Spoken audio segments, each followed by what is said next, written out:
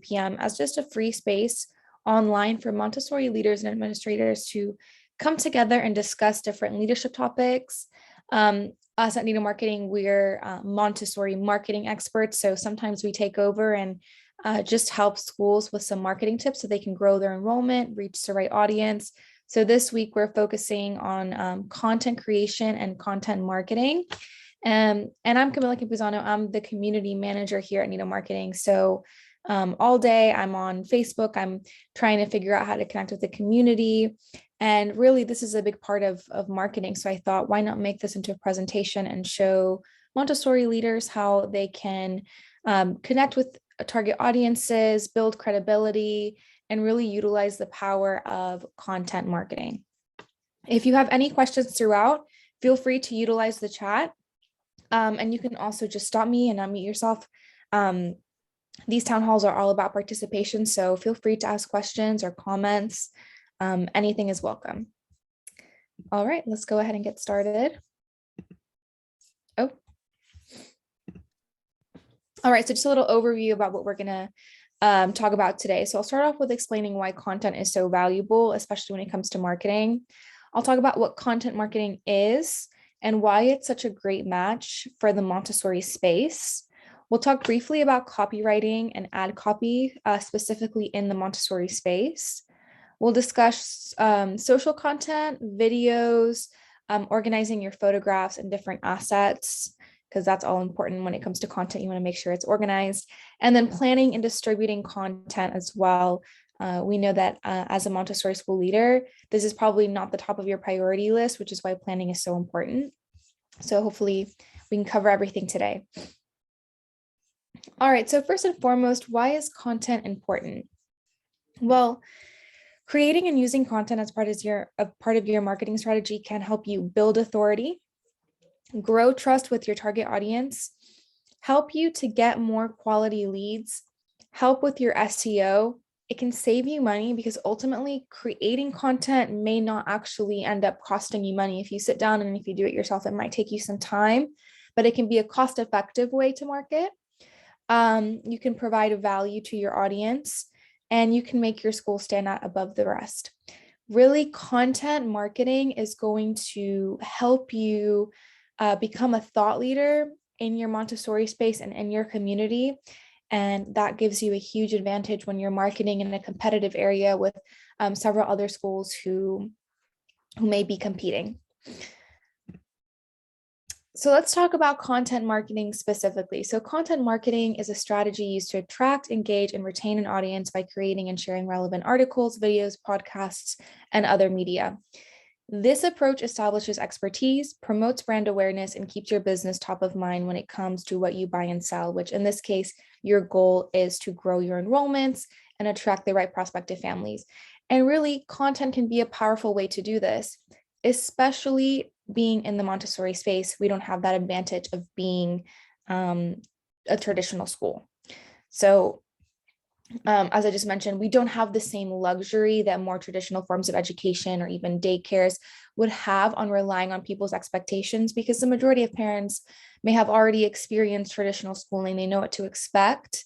They understand the model, same with daycare, but Montessori is a little bit different.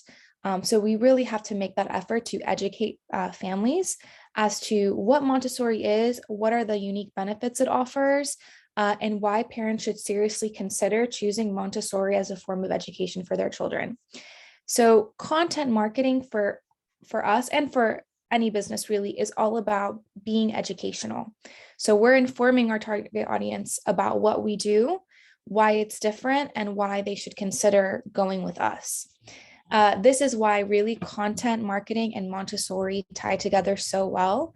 And we really encourage Montessori schools to focus on putting out great content, whether it's on your website, whether it's just on your social platforms, whether it's on YouTube or video content, whatever it is, it's great to be putting content out there, especially if you're in a place where you're maybe not budget ready to invest in digital ads. All of those things can be a little bit more costly. You can focus your attention on content marketing, making sure your website is really well put together, well written, and you have an updated blog, et cetera. So all of these things are beneficial when it comes to content marketing. Any questions so far?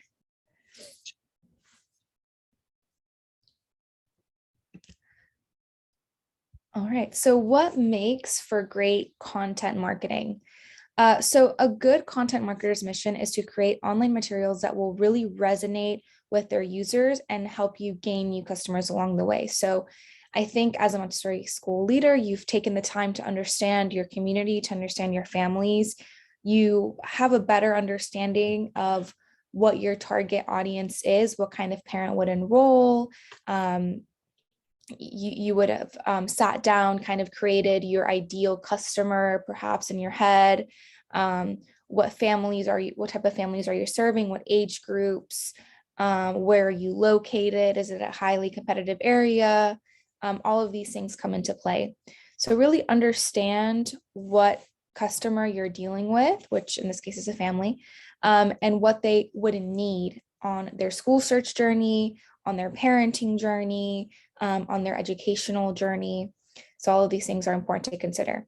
So Montessori, again, this means offering valuable parenting information and things that parents can actually apply in their own homes, things that can offer solutions to them.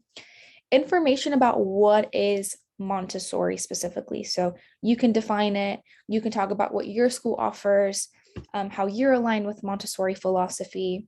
Why should parents choose Montessori?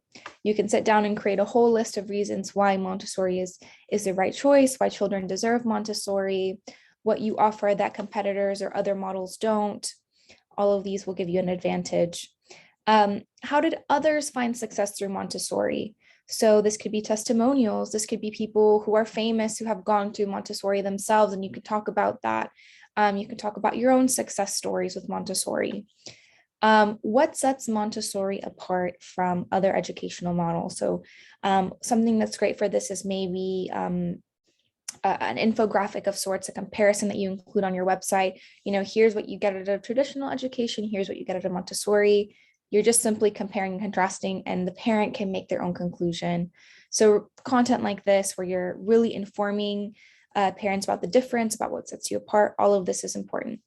And then why parents should want to partner with you, because maybe you're competing with other Montessori schools in the area. So why should they specifically want to go with your school? What sets your school community apart? Is it your mission? Is it your values? Do you have special programs that you offer? All of these things are also going to fuel your content creation, your content marketing. Any questions? Did I miss anything? Happy to hear your ideas as well if you have any ideas for this. One question, Camila. Yes, Wally? In the Thrive content area, do you have testimonials from the well-known personalities globally that one can draw from? Yes, we do. I can send you the document. We have a list of famous Montessorians who have gone through the Montessori program. I believe quotes as well with their experience with Montessori. So I can send you that, because that's always fun to include on your website, because parents get excited when they hear these big names and then are associated with Montessori. Thank you. Any other questions? All right. So now I'll just briefly talk about copywriting. Copywriting is really going to be the essential part of your overall marketing strategy and content creation, because it's all about how you phrase things. It's important to be able to capture the attention of your target audience, tap into their emotions, curiosity, and excite them into taking action. So copywriting takes it's a lightly marketing tone to English, to just regular writing. We know that Montessorians sometimes aren't the best at this, because we are not salespeople in Montessori. That's not the language we speak.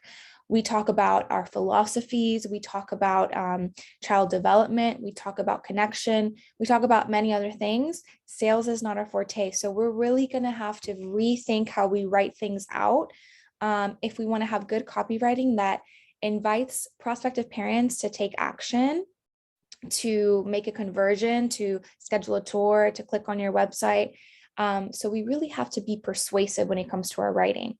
Some examples as to where you're going to be using copywriting is in your pay-per-click ads. social media ads, sales emails, even brochures and handouts, landing pages on your website, sales letters.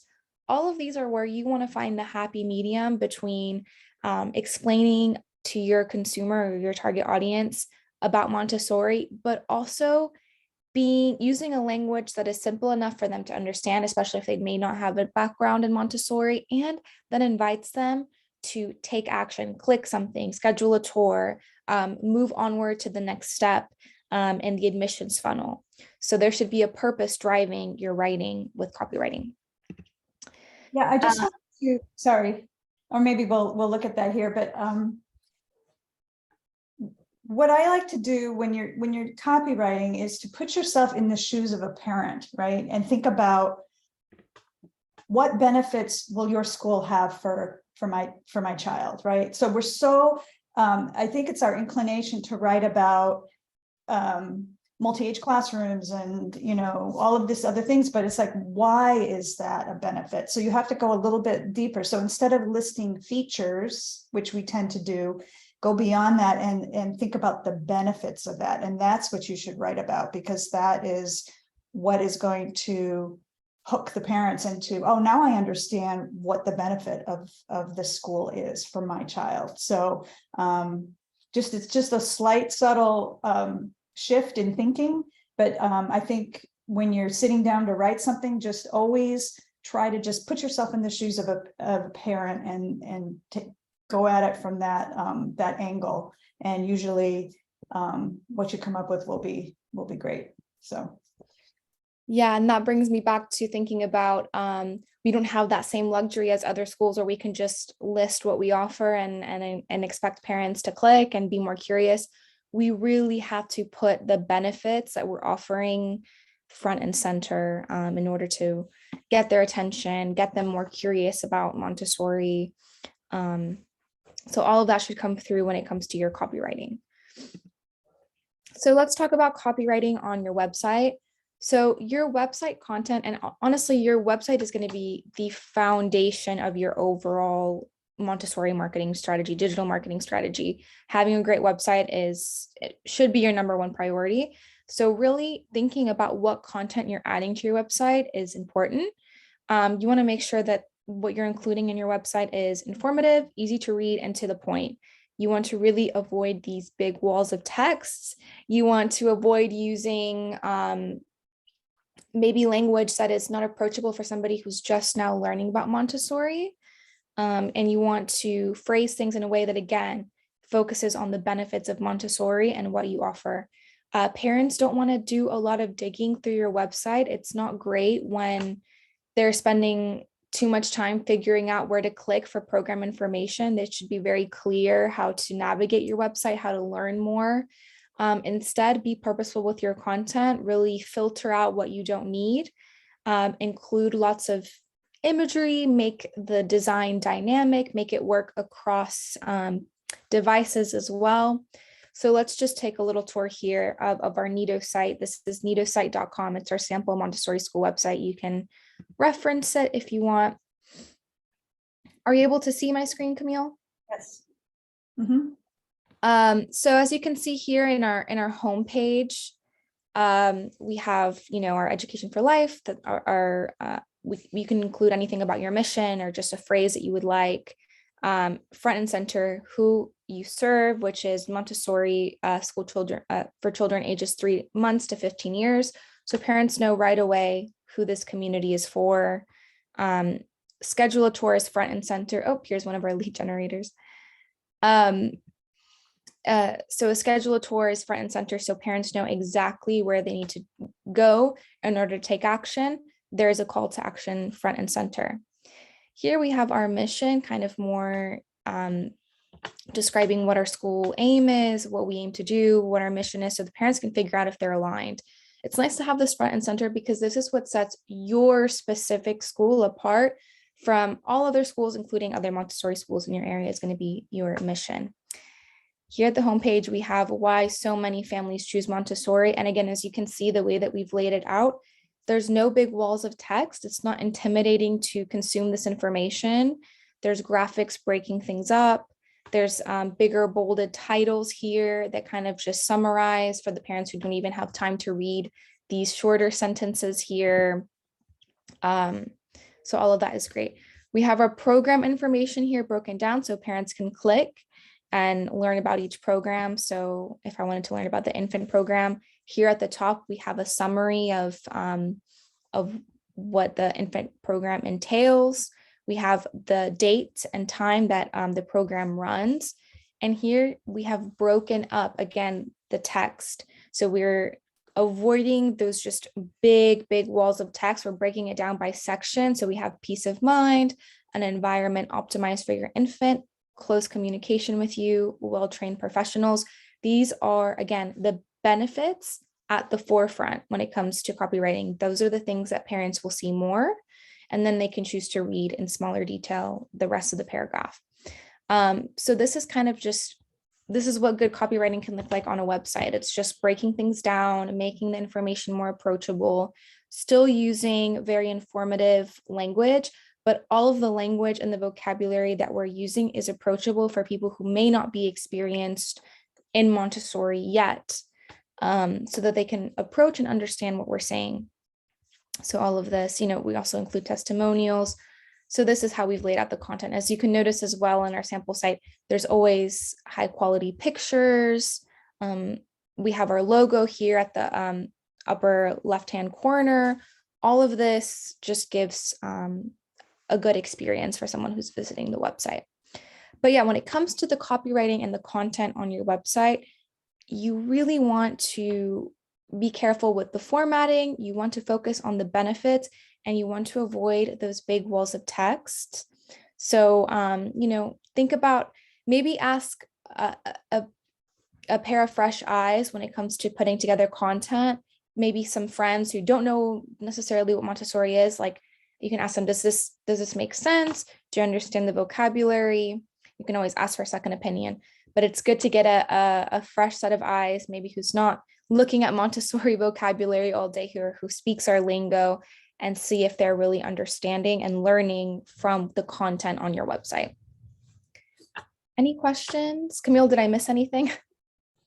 No, you did great. Yeah, I mean, I guess also keeping in mind, and maybe you just said that because I was just distracted here for a minute, but especially on the website, it needs to also function well on a phone. So when you're putting the copy together, just as Camilla said, the reason you don't want a whole lot of text is because a lot of people, half the people are going to be reading this on a phone. So you just want to make sure that it formats well and functions well on a phone as well as on a desktop.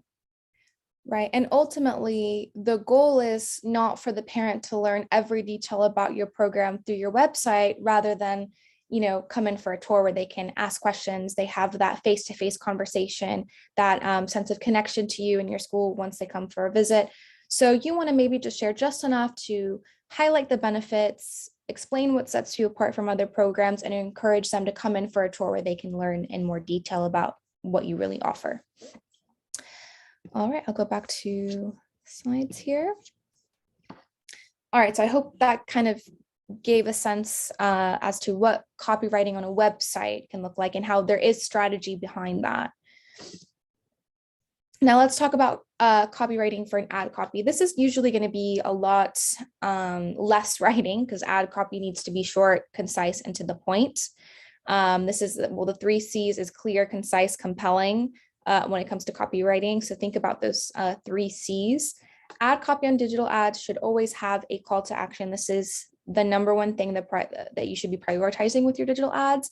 Redirect families to your website, because your website, that's your greatest marketing tool. It has all the information, and it has a way for parents to take the next step in the admissions funnel, whether that's contacting you, filling out an inquiry form, scheduling a tour. You want to make sure that they know exactly that that's the point of the ad. You want them to follow up with you.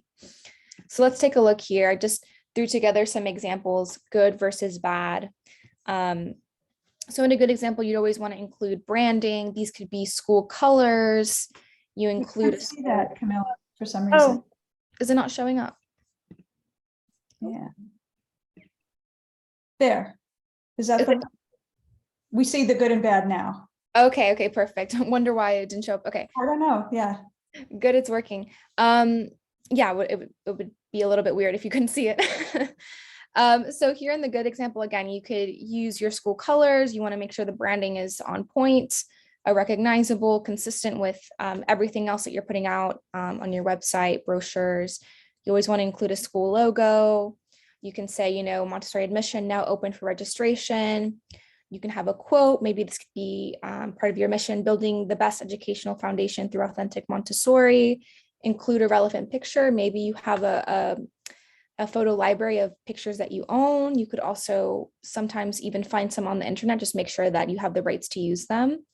And then here we have more information. We have our school website and our phone number. So this would be an example of a good ad. You have a call to action. The point is the registration's open and this is where parents can go. Also, the graphics are more relevant to an individual school. So again, this could be personalized to be your school colors. There's a Montessori relevant picture and your school logo so parents know that it's your school. Here is a not so great ad. So imagine you're paying for these ads to run. So you want to make sure it actually brings traffic to your website. It wants to invite families to take action. With this one, let's say you're investing in running this ad on Facebook, you're really not going to get a great return on your investment because first of all, where's information about your school? There's no school logo. There's a little call to action, register now, but it's really not clear what you want parents to do. There's no information of your website. The graphics aren't Montessori relevant. Maybe if they included Montessori materials or a picture of a Montessori environment, it would make more sense for Montessori schools. It's just traditional school materials, nothing specific about Montessori.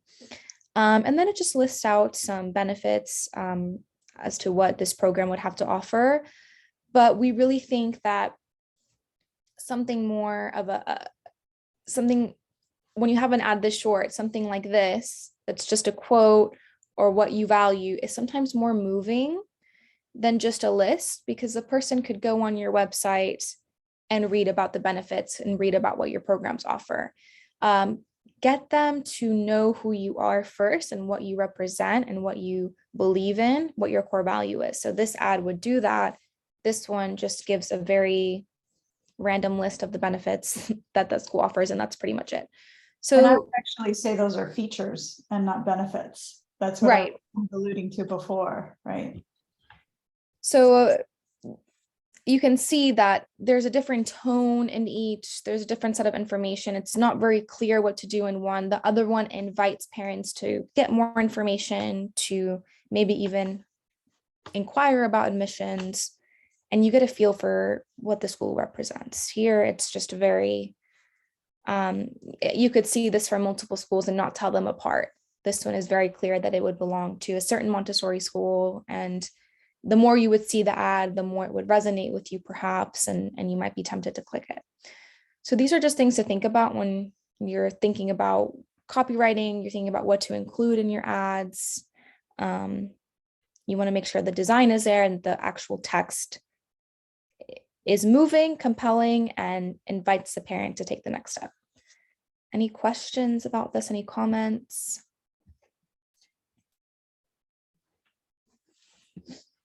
All right.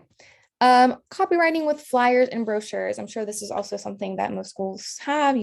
Maybe you have a virtual brochure or handout brochure when parents come in for a tour, or you have an open house. But flyers and brochures should really be more visual than anything else.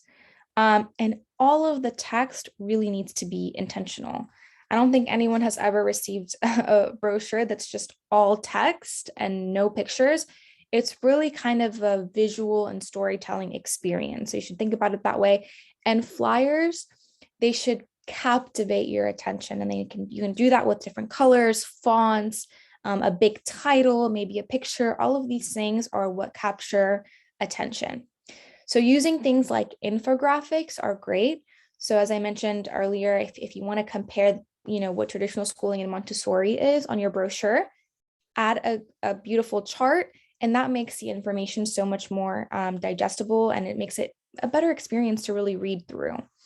You want to be using high quality pictures throughout all of your media, whether it's a flyer or a brochure, and make sure you have the rights to those pictures, whether you're using your own.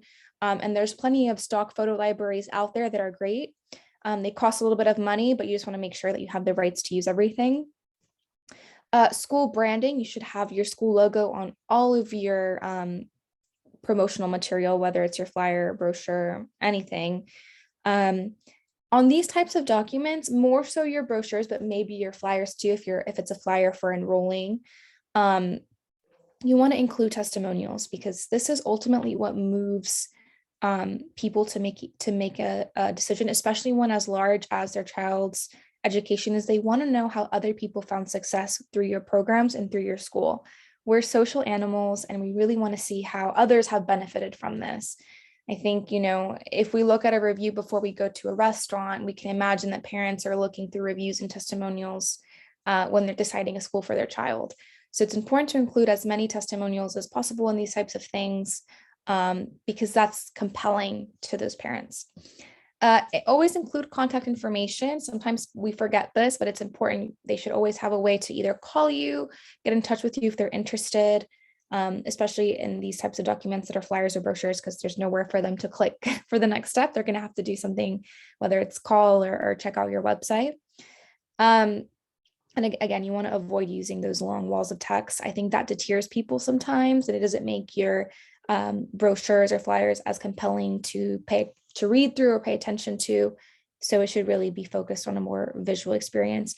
If you are a Nido Marketing full marketing plan or content subscriber, I believe you have services for graphic design. So if you need help designing something like this, if you provide the ad copy, like the copywriting for us, we can design a beautiful brochure. But really what's important when it comes to content, whether it's on your website, whether it's on ads, brochures, it should really come from you. Someone at your school should come up with that content, because only someone at your school, someone on your staff, will know what to say and what tone your school speaks in, because every school has their own tone, every school has their own voice.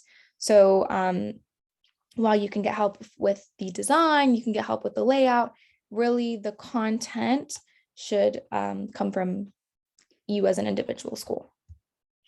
Any questions, comments about flyers, brochures? All right, next is blogs. Blogs are a great way to share valuable content and keep your website optimized and refreshed. I think this is usually at the bottom of a lot of people's to-do list, because writing a blog is not more important than, dealing with, staffing or making sure that all the parents at your school are happy. So this is usually at the bottom of the to-do list. We understand that, but there's ways that you can really, plan and coordinate so that you have great blogs on your website. It's important to maintain a consistent schedule, but that doesn't necessarily mean you have to have a blog every week. That might be too much. You could always do one blog a month. As long as you're consistent and you're writing it every month or every week, it should be fine. You can find the schedule that works for you. When it comes to blogs, especially on your school website, you want to make sure you're formatting them really well. This is where I think people get intimidated by the word blog, because they think, oh, it's like a big long essay, a big chunk of text. A blog can be really short, to the point. You could be answering, questions in 5 bullet points. So really, if you have a well-formatted blog that covers what you need to cover, it doesn't need to be long. So it doesn't need to be time consuming to come up with this type of content. Also, with all blogs, it's important to include pictures. If you have videos, include those as well. Again, a blog is a visual experience. I think when blogs first started many years ago, we might have been used to going to a website that had a big wall of text. This is back when, we were used to older website design, and it was a lot harder to upload pictures and things like that. Nowadays, parents are used to reading through blogs that are very dynamic, very to the point, very witty, well written, and that have pictures. So it should be visually appealing. It shouldn't be intimidating, because no one I mean, maybe some parents who are really interested, but the majority won't read through the content that you're putting out there. Also, writing blogs is a great way to create content that you can repurpose. You can share this on your social profiles, on your newsletters, and your emails. So creating a blog is actually creating all sorts of content for your school that you can repurpose. And when you write a blog, you can always, revisit that same blog 3 years later, 4 years later, change it up a little bit, add some updated pictures, and publish it again as a new blog, because you're always getting new families in your community. These parents might be seeing this information for the first time. So you can definitely recycle and repurpose this type of content. You want to write on compelling topics. What I like to think about when I write blogs is, what does my target audience want to know about, and what problems do they have? Usually our parents have problems with, discipline at home, things like tantrums. Maybe they have questions of those sorts. Those things you can address. How would you approach those things in a Montessori classroom? How do things get handled in the Montessori space? You can just share in a blog, and it doesn't have to be long. It can just be, here are our solutions. This is what we do. You can bullet point it out, and that would make for a great read. You can also write on frequently asked questions in the Montessori space. So if you're getting the same questions every time you give a tour, you can write a blog about it, answering the question, and that makes for great blog content as well. So just think about these things when it comes to brainstorming what sorts of blogs you want to include on your website, but it doesn't have to be as time consuming as you would think. So here's my blog formula. There's many ways to write great blogs, but I wanted to just condense it down into 7 points, things that you can just think about. So first and foremost, choose your topic. What does your audience need help with? Again, maybe you sat down, you brainstormed, you made a list of all the frequently asked questions, all the parenting dilemmas you've heard about, and now you have all these great topics to go off of. Create your headline, which should be witty, should be to the point, maybe, 5 ways to regulate yourself when your toddler's having a tantrum. That's an intriguing blog headline that makes a parent want to click on it and say, oh, wow, I can actually apply this. Or 5 reasons that multi-age grouping is beneficial for children. You can write about these types of blogs. And again, it doesn't have to be long. It could be a paragraph for each reason. That's enough. Collect your links, supporting resources. So obviously, if you're doing research, if you're pulling quotes and different articles that you're referencing to, you can do that as well. Make a list of that. Write your intro, which should just be a paragraph or so long, a short paragraph. Break down your topic. Again, use bullet points, use big titles to break down the information and avoid those big walls of texts. Use simple language and find your tone. If you're going to be using Montessori vocabulary, you can always, like planes of development, you can always link to, what are the planes of development, an earlier blog, or you can link to an explanation of, what the planes of development, what you mean by that. So just make sure all of the language that you're using and the tone is appropriate for the reader and also for your school.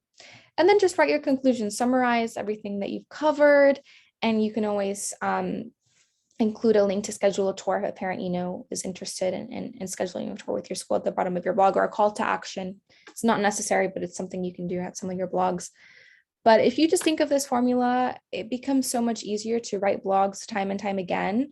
You can sit down, you can, again, make a list of the topics, you can write them all at once. And again, it doesn't have to take you more than an hour to write a good blog necessarily. So again, just breaking down blogs, just summarizing here. They don't have to be long and complicated. There are many ways that you can create short and informative blogs. Remember, you can always repurpose this content. You don't have to write it once and then have to come up with entirely new content over and over again. And again, just think of those FAQs, misconceptions about Montessori, and sharing exciting news about your community as part of your blog content idea. So blog resources, for those of you who are Montessori Thrive members, we have our list of 100 Montessori blog topic ideas. We have our outline for planning 1 year worth of Montessori content, and we have our content calendar as well, because this is ultimately what's going to make sure that you stay on top of publishing blogs, because the benefits of having a blog on your website are just too big to miss out on. You will be optimizing your website. It helps with SEO, it helps keep your website refreshed, and it just helps you to educate families and even attract new families. So don't miss out on this opportunity of creating a blog for your website. Any questions before I move on from blogs? Do many of you have a school blog currently or publish regularly? A mix. We know it's a lot of work, but it is worth it to invest a little time in your blog. All right, copywriting for social media. So social media is a great place to write informative and fun posts to connect with families. It's not to be taken as seriously as a blog that you're publishing on your website or an ad that you're paying for, which has a very clear call to action. Social media posts are a little bit more casual. They're about building community, having fun, showing what you do day to day. Captions should be short, witty, fun, and informative. You can use hashtags to increase your visibility to the right target audience, and you can always tag your school on posts. So you always keep a track of, who's posting about your school, etc. So just some samples here of some posts and the captions. So as you can see, this is a relatively short caption. We believe the environment is set up if the environment is set up appropriately, a child can develop independence, coordination, concentration, and an internal sense of order. You can create a list. We can't see that again for some reason. There we go. We got it. Okay. For some reason, maybe the pictures I have to double click for the pictures to come up. All right, and as you can see, I also used some hashtags. What I like to tell schools, because I've had a few questions in the past about hashtags, is just make a list of hashtags that are relevant to the picture. Always include hashtag Montessori school. You can make a hashtag for your school, which I recommend you do. So let's say if your school is Northwood Montessori, hashtag Northwood Montessori. But you can create a list you can do hashtag practical life, hashtag Montessori parenting. It's just basically descriptions of what's going on in the picture and who would find it interesting, what groups would find it interesting. But yeah, I didn't make a whole long description of that picture. I'm not trying to necessarily redirect parents to my website. It's just sharing about our community and our environments and our philosophy. Can you see this picture, Camille? Yes. Okay. Here's just another one. This one's a little bit more of a fun opportunity. Again, social media such as Instagram is to be taken a little bit more lightly. So you can say morning routines can be challenging with young children. What are your hacks to make your routine a bit easier? Comment below. So it's just an opportunity for parents in your community to connect with one another, say, yep, this is a common problem that we all share. It can get hectic trying to get to school on time, but here are some ways that, have made the mornings a little bit easier. Again, the hashtags would be relevant to this. Hashtag Montessori, Montessori parenting, your Montessori school hashtag, Montessori family. But it's just a chance to be fun, connect with your community, and create content that's relevant to your school, of course, to Montessori. For Facebook, it would be similar, but you could go much further with the text and the copywriting on Facebook. People that go on Facebook are a little bit more willing to read and take their time and learn than somebody who's exploring on Instagram. So just be aware of the differences in these platforms. Instagram is very visual. It's great for pictures, videos, reels, and short captions. Facebook is great for all sorts of content, whether it's sharing blogs, videos, pictures, and you can really go a little bit further and write longer captions for those on Facebook. Here's just some more examples. This is from a previous town hall that we had a while back, but we're just talking about the differences between what a good Instagram or visual post versus a bad one might look like, especially in the Montessori space. We want to make sure that everything is very relevant to our community. It stands out above other schooling models. It's because it's different. We have different materials in our classroom. We have different philosophies. So for instance, here, you can see some of the Montessori materials. It's the back to school notice. Here we can see another Montessori child using Montessori material. And you can use your school colors. Everything's a little bit more concise and it makes sense for the Montessori space.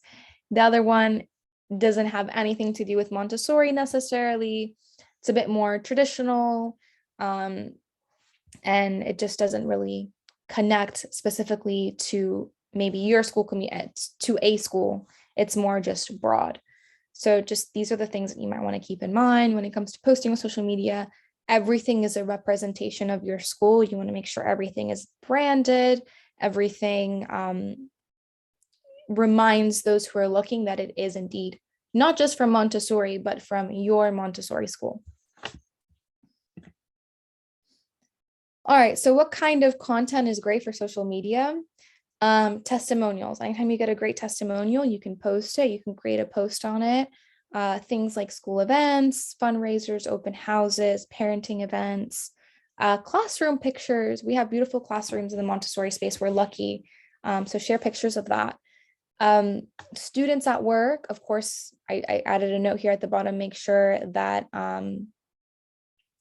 you always get those photo releases for any students that you're sharing online. Staff, blogs, videos, important days of the year. So maybe if you want to recognize, right now we're in the beginning of Black History Month, if you want to do some special posts for that, that's always a fun thing for a school to do.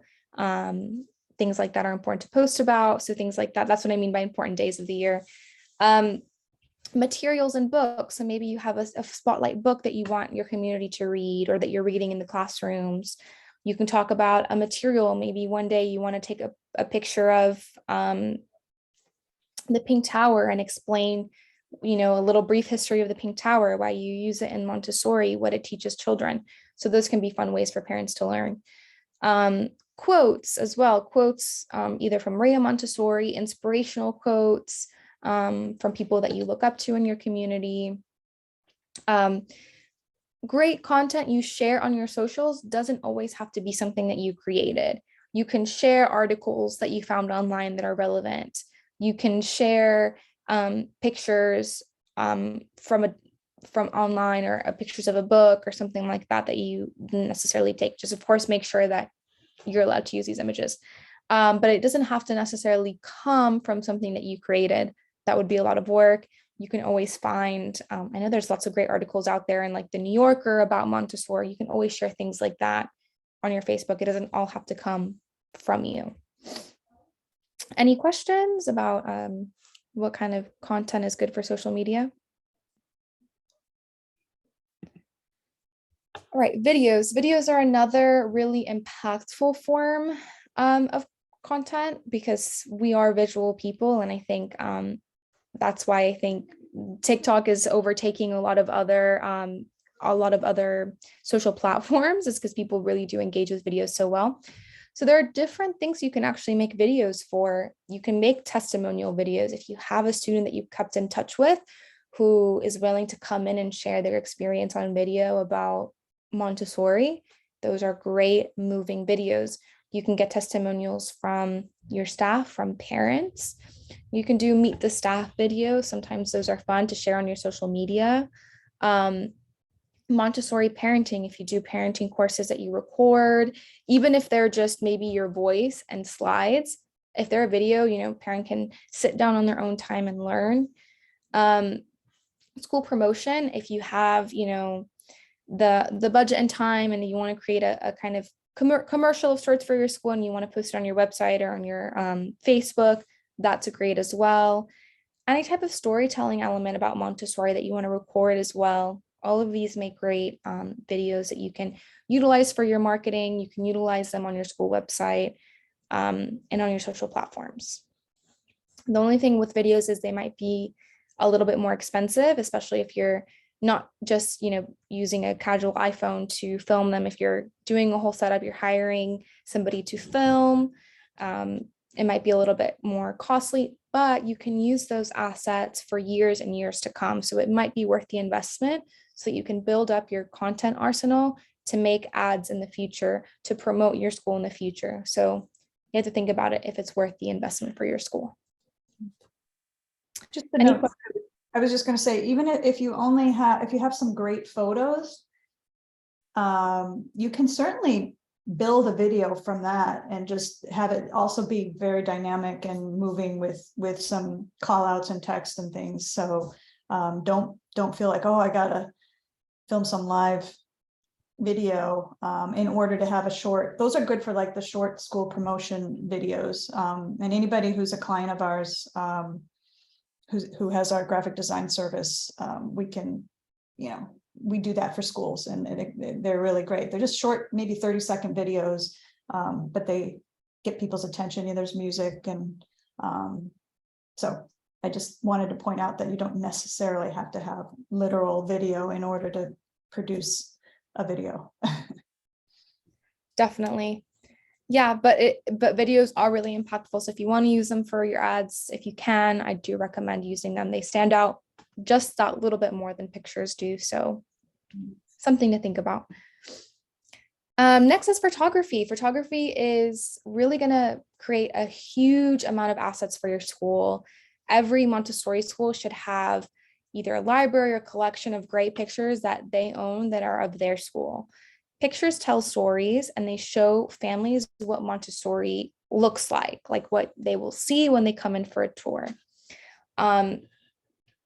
They can really move and impact viewers, people who are looking on these ads. It's very easy to see the difference between a picture of a Montessori environment and a traditional school environment. And Montessori looks very different. It looks very unique. So we can use this as an advantage in the Montessori space, because what we are offering is unique than other schools, other traditional models. You can use photographs time and time again. Again, you can take a picture of a beautiful little girl doing the pink tower or another work, and you can use that picture 10 years later. If it's a great quality picture, if it captures the essence, you can see the concentration, you can see you captured a great image, you can use it time and time again. You don't have to refresh them every year. So it's definitely worth the investment. You also own your pictures. So, you can use these freely. You can post them on your social media. You can use them as in your advertisements. You can use them across your website, and nobody can, tell you, oh, take down that image. It doesn't belong to you, because it's all yours. So that's another great benefit there. Organizing your photos is important and something that we recommend schools do. It saves you so much time, and it allows you to just kind of go through the pictures so much more easily if you categorize them. For instance, let's say you want to try a picture of a child working together in a group. You can have a category for children working together. You click on that category and you have a bunch of pictures there that would be relevant to that post. So you can decide what categories work for you. There are several ways that you can organize them. I know we at Nido Marketing, for our photo stock library, we use SmugMug, and that's really great. You can also use things like Shutterfly, Google Photos. There are many ways to organize and categorize your pictures, and I'm not going to lie, it is a little bit time consuming to sit there and set up the categories and make sure all the pictures are in the files, but it saves you so much time in the long run. And also, if you're paying and you're investing in good photography, you want to make sure that everything is kept track of and that you're using those assets and you're getting the most out of them. So it's important to just take some time and organize your photos. It's worth it. Also, as I mentioned earlier, make sure you have families sign a photo release form. So every time you get a new picture of a child, make sure you're allowed to use those pictures for promotional purposes or on your social media. But once you build that library and you keep categorizing your pictures, and if you add a new picture, you put it immediately in the right file. When you go to post a blog and you need a picture of the pink tower, you just Google search in your photo library for that, and the image is there in the categorized and ready for you to use. So it just saves you so much time in the long run. Any questions or suggestions for organizing your photos?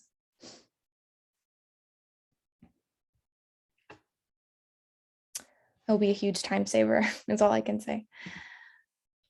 All right, another one is podcasts. Certainly you don't have to create a podcast. If you have the time and bandwidth to do that, then great.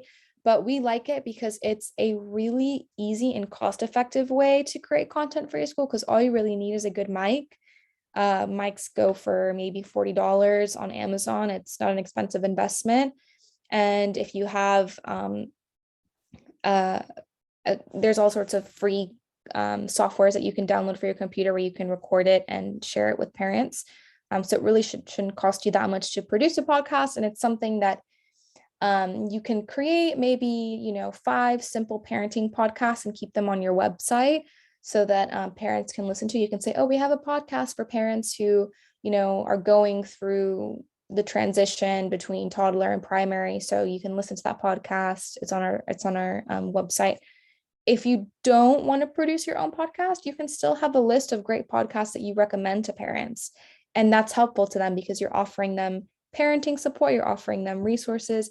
Again, all of the content that you share doesn't necessarily have to come from you. If you come across a great parenting podcast, you can always share that on your social media. You can share a list of that to parents who are asking about what parenting resources you recommend. But podcasts are a great thing for busy parents. It doesn't require them to sit down and read something. They can listen to it while they're doing their errands, while they're picking up the kids. So it's just a tool for parent education. It can always send your school, again, just that much more above the competition. Then I want to talk about scheduling content because this is really what's going to make sure that you stay on top of all of the content. It's difficult, and I wouldn't say don't aim to do everything at once. You don't need to start with videos, photographs, a podcast, and blog all in one week. You can phase your way in. When it comes to creating great content for your school, find a medium that isn't going to burn you out. Ask for help. If you have teachers who are great writers and would be willing to write 1 blog, 2 blogs a year, ask everyone to submit 1 or 2 things, and you can add that as part of your schedule. Maybe over the summer, you can say like, oh, we'd really appreciate you if you wrote 1 blog that was maybe, less than 500 words, nothing too long. And you can add that to your content plan rather than finding yourself at the end of the month being like, oh, I haven't posted my blog for the month. I don't have the time. I have this parent meeting. I have a tour scheduled at this time. I'm too overwhelmed, because then it won't get done and you'll fall behind. It's just better to find help, find a balancing point for you, and schedule your content ahead of time if you can. You can do this with social media posts, with blogs. It's really helpful. Also, I'll briefly talk about email content because email marketing is another cost-effective way to market your school. Once you have an email list, you can get emails through your lead generators on your school website. You can email these parents, email nurtures, email newsletters, and reminders about school events. It's free to send them emails. It doesn't cost you any money. And that they're interested because they went on your website and they gave you their email address. So they want to be, just assume that they want to be contacted and they want to know more information. And if they don't, they'll unsubscribe. So just keep email nurturing them, keep sending them reminders about events. I see here a question, general question, but one that may be relevant to many private schools. One of our goals in the upcoming year is related to equity and inclusion. It is to reach a more diverse range of families for admissions. The broad question, but any tips on content and creating this in this regard? Certainly. If you have any type of diversity and inclusion commitment, make a post about it, make a video, use hashtags for it as well. You can do diversity and inclusion, diversity in Montessori, so this content is seen by the right audience. If you're hosting an event on it, certainly promote it. There are definitely ways that you can talk about certain issues like this. Any other ideas? Feel free to comment if anyone has done anything like this in their school. Yeah, I would say be sure to use imagery that reflects a diverse, student population too. Even always, even if that specific post isn't about diversity or inclusion, make sure the imagery always reflects that, because people will respond to that, even if it's not, consciously. So that's just really important too.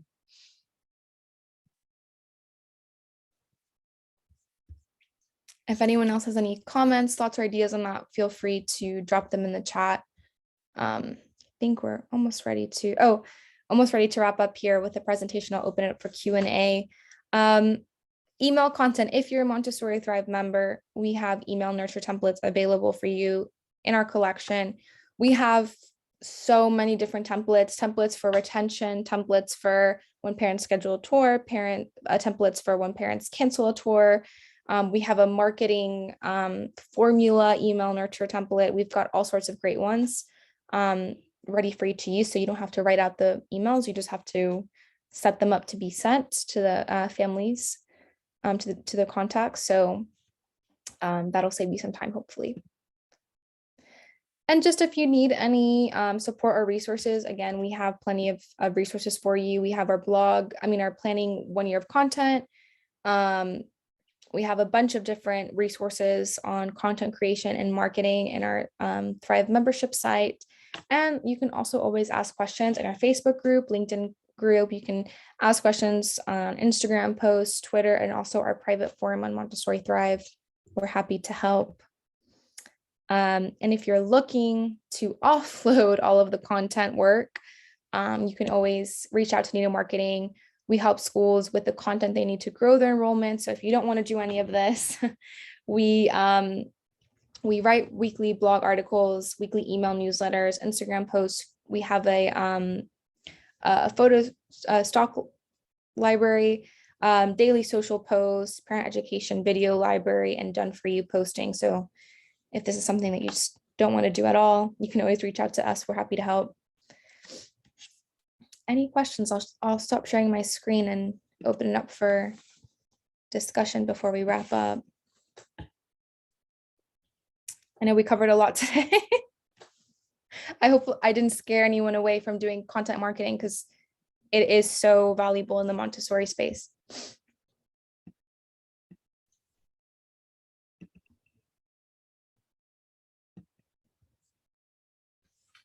Yeah, I would say even just pick one thing if you're not doing anything.